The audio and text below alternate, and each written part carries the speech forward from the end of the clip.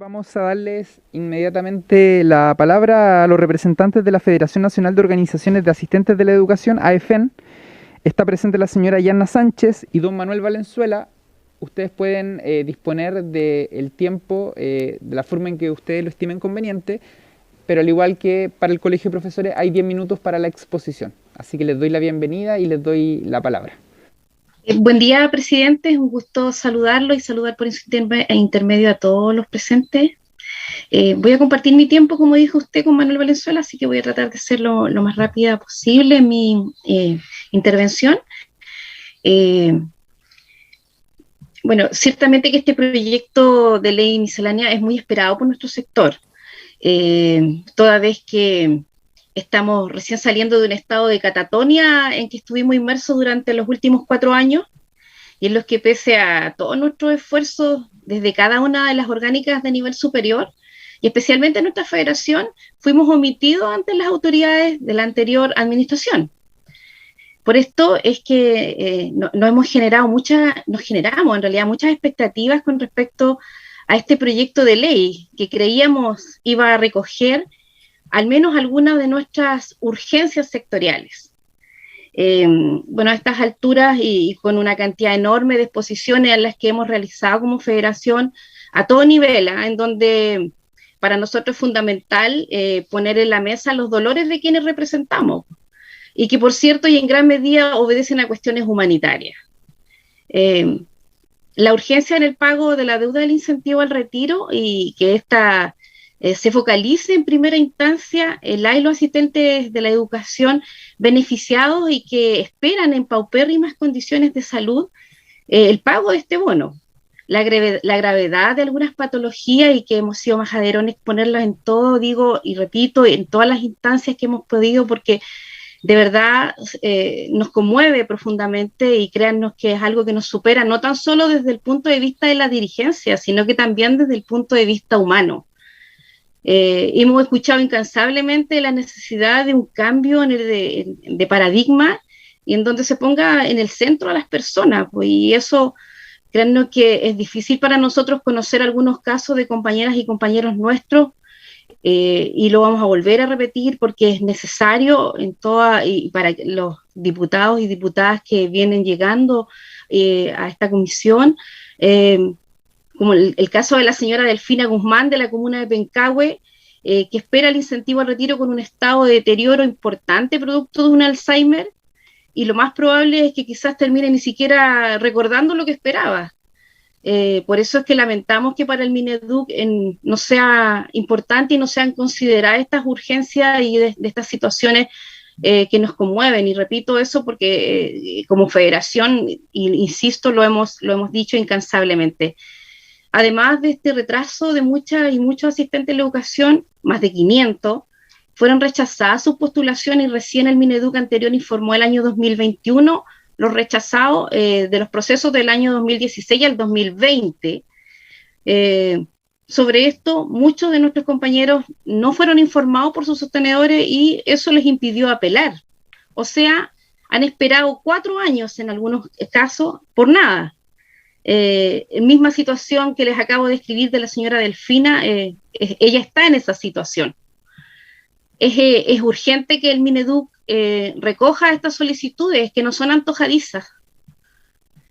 Sobre la pérdida del bono rentas mínimas, poner en el acento en que pese a la pérdida sustantiva para la y los asistentes de la educación, ninguna institución ministerial y sindical han dado respuesta a esta situación nuestra. Es una pérdida ocasionada por la aplicación de un reajuste más bajo al aprobado en la negociación del sector público del año 2019 y que se ha repetido entre los años 2020 y 2021. El Mineduc debe cuantificar y reparar ese daño de patrimonio para la y los afectados. Sobre el retraso al traspaso a los servicios locales de educación, nosotros queremos poner mucho énfasis que es un acto de injusticia, segregación y discriminación, que la y los asistentes de la educación tengamos que esperar las mejoras a nuestras condiciones laborales, remuneracionales también, solo una vez que seamos traspasados a los servicios locales. el estatuto es la única posibilidad de mejoramiento frente al ajuste financiero y no consideración de nuestros sostenedores municipales. Por lo tanto, para nosotros es urgente que se considere nuestra posición frente al tema y que en este caso el estatuto se descuelgue de la ley de nueva educación pública en que se implementa justamente para nosotros cuando seamos traspasados a los servicios locales. Queremos insistir en que aunque existan buenas intenciones, voluntades, acuerdos de mejoras de condiciones de enseñanza, si no se reconoce a nuestro sector como un sector relevante dentro de la comunidad educativa y del proceso de enseñanza-aprendizaje y no se mejoran las condiciones laborales de y los asistentes de la educación, esto para nosotros es solamente un discurso nada más, presidente. Yo llego hasta aquí, quiero dejarle este tiempo a Manuel, que hemos preparado algunas cuestiones puntuales respecto de nuestras propuestas sectoriales. Manuel.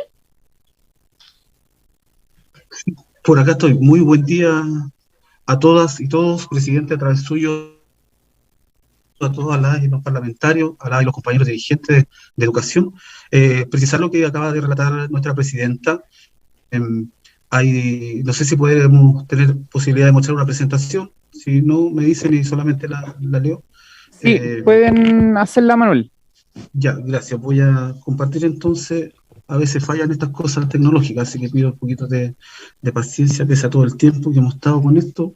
Perdemos ya. No sé si se ve, pero bueno. Sí.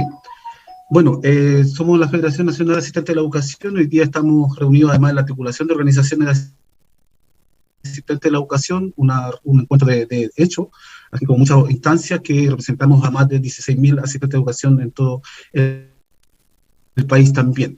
El proyecto de ley miscelánea, boletín 15.153, vamos a referirnos, como dijo nuestra presidenta, a 3 puntos que tiene el proyecto que nos compete a nosotros y en el cual podemos pronunciarnos, que tiene que ver primero con la modificación a la ley 21.040. Efectivamente, el artículo 1 solicita retrasar el traspaso del servicio vocacional que se realice finalmente el 1 de enero del 2024 y no el 1 de enero del 2023. Hoy día hay 6 servicios locales en funcionamiento desde el 1 de marzo del 2022. Son 38 comunas aproximadamente.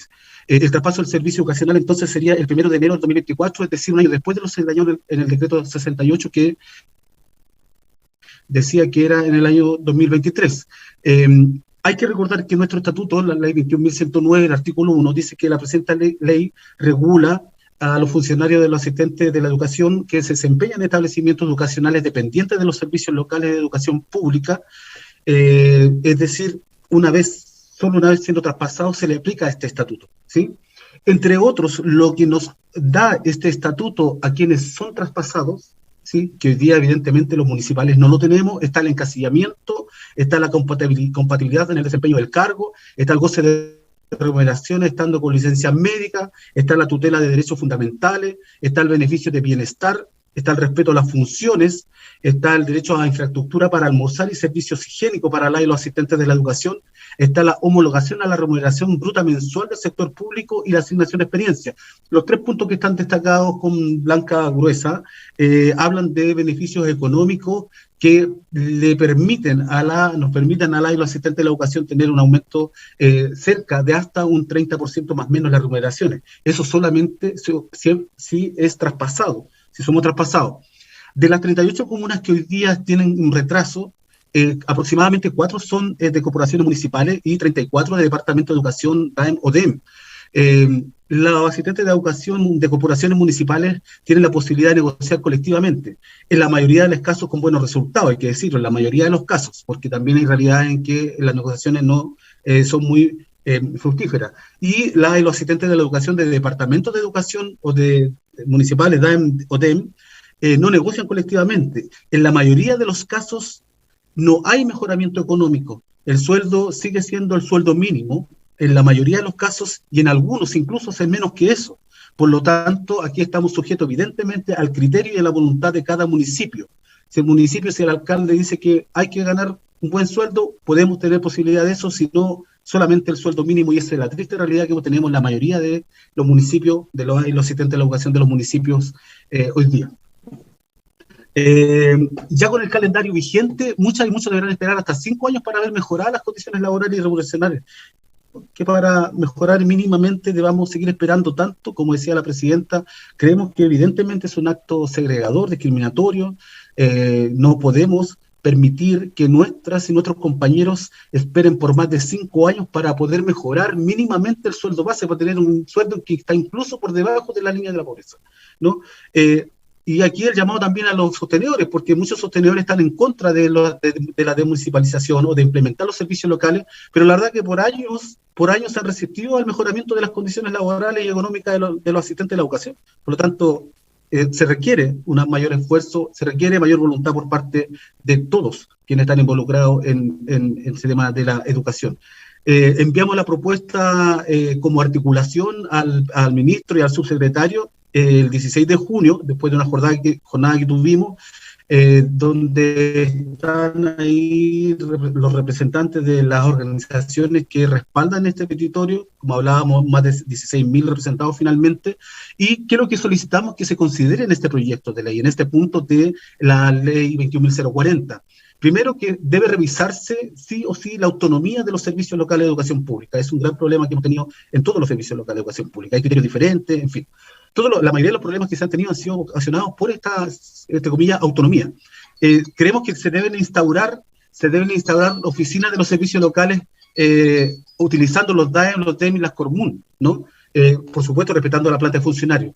Y lo más importante es que las y los asistentes de la educación de salas cunas, jardín infantil, escuela y liceo, con esta modificación que serían traspasados en el 2004, se le aplique la ley estatuto propio el 1 de enero de 2023, tal como estaba consignado en el calendario anterior. Por tanto, también hay que hacer un esfuerzo para que finalmente se aplique este estatuto a quienes no van a ser traspasados cuando la ley así lo decida. Y por supuesto, entre otras cosas, se tiene que modificar la fecha de concurso para la planta de los servicios locales, donde postulan la y los compañeros trabajadores de la Administración Central. Voy apurándome, me faltan solamente 2 puntos. En la ley 20.964, la verdad que nosotros solicitamos varios puntos y hay que agradecer y saludar también al Ministerio que haya avanzado en decir que finalmente la deuda que dejó el Ministerio anterior la va a saldar este año hasta, ojalá, el año 2020, por lo tanto una gran noticia. Pero sin embargo quedan algunas situaciones, como lo mencionaba Yanna, con respecto a la prioridad de los pagos, ¿no? Y tenemos compañeros efectivamente con enfermedades graves, terminales, con Alzheimer, que están vigentes porque si se van pierden el beneficio. Por tanto, Manuel, hubiésemos querido que hubiesen recogido la moción parlamentaria que había dispuesto para esa discusión. Manuel. Aquí termino, presidente. Ya. ¿Sí? Aquí termino, presidente. Y solamente un punto que no está considerado en el proyecto, que tiene que ver con la pérdida de reajuste. La verdad que mandamos toda la información al correo de la comisión para que se le entregue a los parlamentarios, donde se explica claramente por qué ocurrió esto y que efectivamente van 3 años de pérdida. Cada asistente ha perdido cerca de 1 millón de pesos de los que dejaron de recibir las rentas mínimas. Por lo tanto, es importante que al menos, presidente, al menos en este proyecto vaya un artículo que mandate al Ministerio de Hacienda para levantar una mesa de trabajo para poder ver de qué manera resolvemos este problema y los compañeros puedan seguir recibiendo este beneficio. Esto es todo, presidente, más parlamentario. Muchas gracias, Manuel.